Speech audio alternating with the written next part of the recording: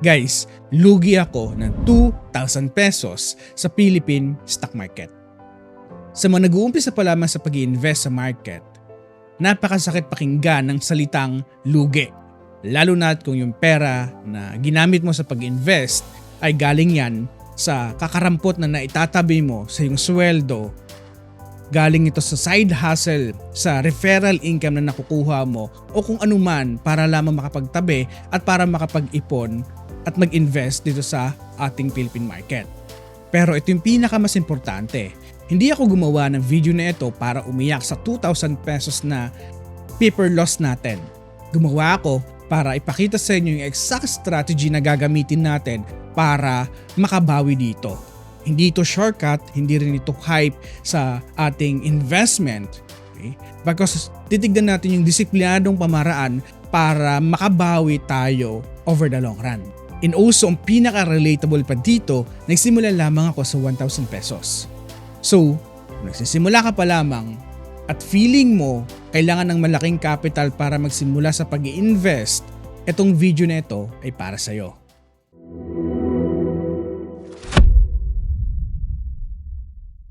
And by the way, bago tayo magpatuloy, yung mga nakikita mong data dito sa ating video today, ito ay nanggaling sa ating website. So kung gusto mong gamitin itong ating website, nasa comment section lamang yung link nito at pinin natin ito at para masubukan nyo na rin ito.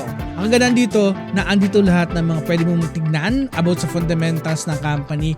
So ang focus nitong website natin ay more on fundamentals and more on strategies on how to improve our investing journey. So nasa comment section lamang yung link. Now, real talk muna tayo. Sobrang daming Pinoy ang gusto ng mag-invest pero merong laging tanong sa ating isipan. Paano kung maliit lang ang pera ko? Paano kung mali ang nabili ko? Paano kung maipit ako? At ang pinaka-common, worth it ba kahit maliit lang ang account ko? At ang sagot ko dito ay definitely yes. Pero kailangan mong baguhin ang mindset mo dito. At alam mo ba, hindi lang ikaw ang nasa ganitong sitwasyon.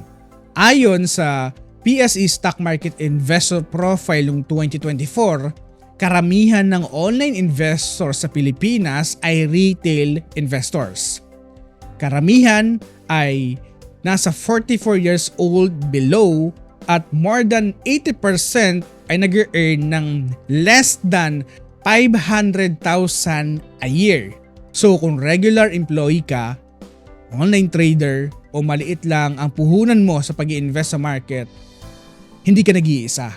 Kaya sa video nito ay hindi ko lang i-share yung losses na nakikita nyo bagkus ipapakita ko sa inyo yung exact strategy na gagamitin ko para makabawi dito sa ating portfolio sa Dragonfly. And also ipapakita ko rin sa inyo ano ba talaga yung mali na nangyari sa ating portfolio, bakit mayroong paper loss at ano yung system na gagamitin natin ngayon para makapag-recover tayo ng mas matalinong approach. So para mas maintindihan natin itong portfolio na ito ang context. Nagsimula ako sa account na ito sa Dragonfly. Nag-deposit lamang ako ng 1,000 pesos. Meron akong isang personal rule na dapat sundin.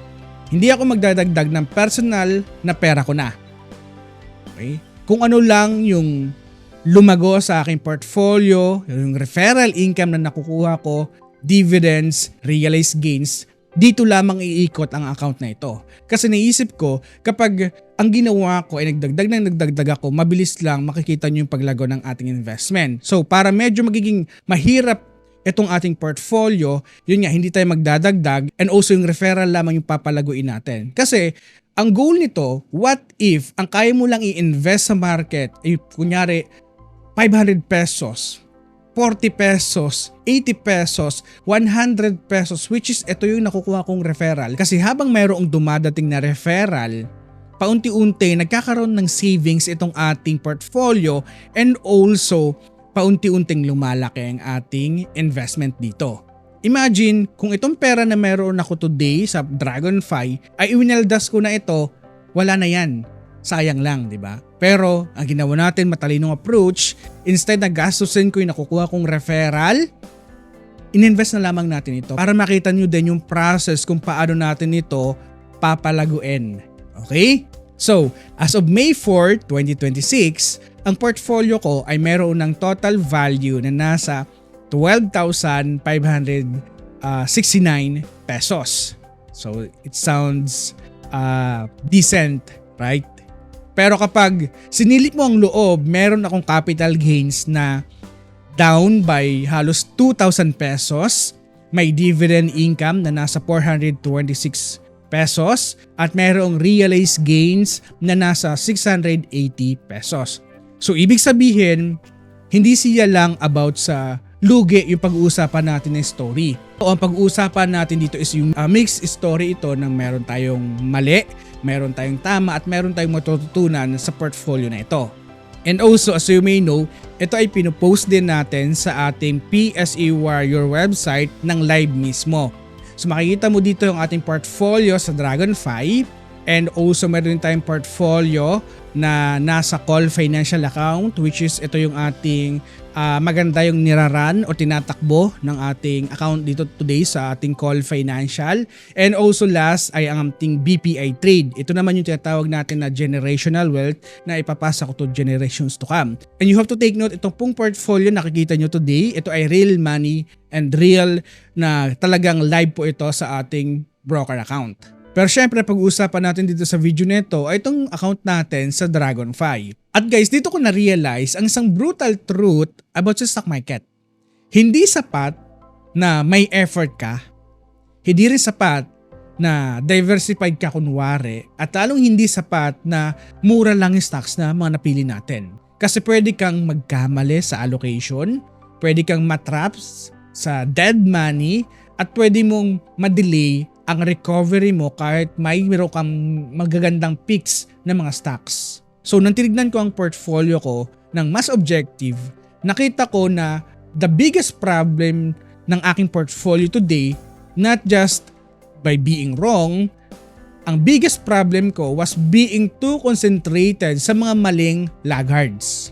Halimbawa, isa sa biggest drags na nagpabagsak ng aking portfolio din ay syempre ang investment ko dito sa home. Imagine mo, aking investment dito ay down ng halos 60%. Meron din tayong Keepers, Plus, and 7-Eleven na malaki din yung damage dito sa account natin. Samantalang, isa sa pinaka-visible bright spot sa ating portfolio today ay ang Converge na nasa positive territory. Pero, hindi gaanong kagandahan din yung growth na nakikita pa rin natin dito. So, anong ibig ko sabihin dito? Hindi lahat ng pula na nakikita mo sa portfolio mo ay dapat mo nang dagdagan. At hindi lahat ng mura ay dapat mong bilhin. At hindi porket matagal ka na hawak mo ang isang portfolio ay quality na agad ito. So, maraming Pilipino investors ang nahuhulog sa ganitong sistema. Kasi may tendency tayo na maging emotional sa presyo ng stocks sa mga hawak natin. Sa pagbaba, iniisip natin, uy, sale na ito, kailangan ko nang bilhin ito. Pero minsan kasi, hindi sale, no? Yung isang stock, kasi minsan ito yung warning sign. At dito guys ako natuto na ang tunay na tanong is not ano ang pinakamurang stocks sa portfolio nito. Ang tunay na tanong, saan pinaka-efficient today ilagay ang next peso na meron ako. Again, ulitin ko, saan pinaka-efficient ilagay ang next peso ko? At ito guys yung pinakamahalagang lessons na gusto kong ibahagi sa iyo today. Kapag lugi tayo, ang instinct agad natin as a human, kailangan natin bumawi agad. Gusto natin mabilis agad tayo makapag-recover. Gusto natin na yung isang stocks na next na mapili natin dapat umangat ito ng 20, 30 or 50% para burado agad yung losses na meron tayo sa ating portfolio. Pero guys, sa actual experience ko, ito yung pinakadelikadong mindset. Kasi kapag ang goal mo ay bumawi agad doon sa losses o paper loss na meron ka, dito na pumapasok yung revenge buying. Madali ka ma-FOMO sa mga stocks na nakikita natin today. So kailangan mong palitan or i-reframe mo yung salitang dapat mabilis ka makapag-recover. So today, gusto ko ibahagi sa inyo na ang salitang makapag-recover ng mabilis ay dapat ganito na dapat ang meaning nito. So dapat ihinto natin yung mga tangang desisyon na ginawa natin na magdadagdag tayo sa mga stocks na sobrang bagsak na wala naman bright spot pa in the future. And also dapat nating ihinto yung trapping capital in weak names. And also, dapat ganito na ang ating sistema. Let dividends and realized gains support the account growth. And also, reallocate only in higher quality opportunity. So in other words, dapat yung ating capital ay very efficient na nating ilalagay ito sa mga stocks na sa tingin natin ay makakapag-recover ng mas mabilis. So ngayon, Renz, ano nga ba yung exact strategy na gagawin mo para makapag-recover ka dito? Okay, ito yung exact strategy na gagamitin ko. So step 1 ay classify every position into 3 buckets. Okay? Sa bucket 1, ito yung tinatawag ko ng core positions. Sa bucket 2, ito yung growth positions. Sa bucket 3, ito yung tactical positions. So para mas maintindihan natin ito, i-explain ko ito. No? So sa bucket 1, ang core positions, ito yung mga gusto kong hawakan dahil may mas malinaw na business quality, mas malinaw yung kanilang cash flow or maganda yung dividend na binibigay nila o binibigay nilang programa sa kanyang mga shareholders. Sa bucket ay itong growth positions. Ito yung mga stocks na merong tsansa na magbigay ng capital appreciation pero kailangan na may actual execution. May earnings na nagsusuporta doon sa kanilang share price and also improving na rin yung trend nitong kumpanya. Bucket 3, yung tactical position. Ito naman yung pwede kong i-invest or i-test pero maliit lang dapat ang allocation ko at dapat meron din akong malinaw na exit strategy dito. So bakit ko ito gagawin? Okay? Kasi before parang halo-halo lamang yung portfolio ko dito sa Dragonfly. May dividend mindset, may turnaround hope, may speculative entries pero walang clear structure dito sa ating portfolio.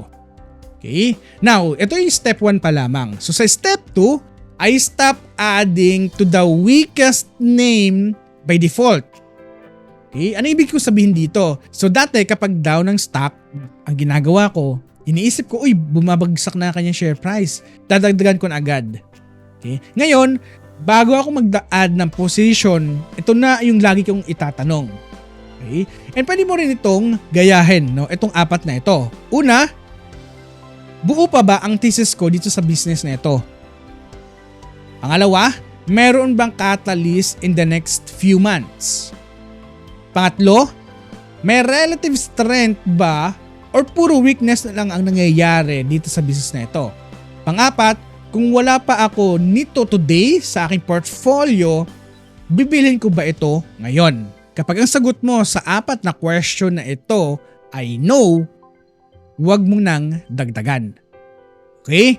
So ito yung rule natin today bago tayo mag-add sa ating mga position. So sa step 3, I use dividends as a part of the recovery engine. This is a big for me.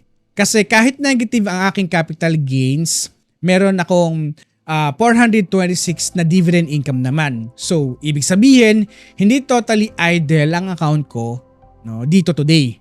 May pumapasok pa rin na cash kahit papano. At para sa mga small investors, sobrang helpful nito kasi dividends can reduce pressure, improve our patience, and give you capital to redeploy to your positions. Okay? Step 4, I only scale into strength, not just into pain. Anong ibig ko sabihin dito? Example, if one of my holdings is showing better price action, better earnings quality, or stronger business momentum, that deserve more attention than the stock that is simply cheap because nobody wants that stock. So, another, step 5, I keep small tactical bucket only. Ano na naman to, Renz? Parang ang lalim naman ito. Simple lamang ito. Hindi ako anti-speculations, guys, no? Pero ngayon, controlled na dapat ang aking sistema dito. Hindi na siya yung pwedeng maging majority ng aking investment ay emotional energy lamang. So now, bakit ito sobrang relatable sa atin as a Filipino investors?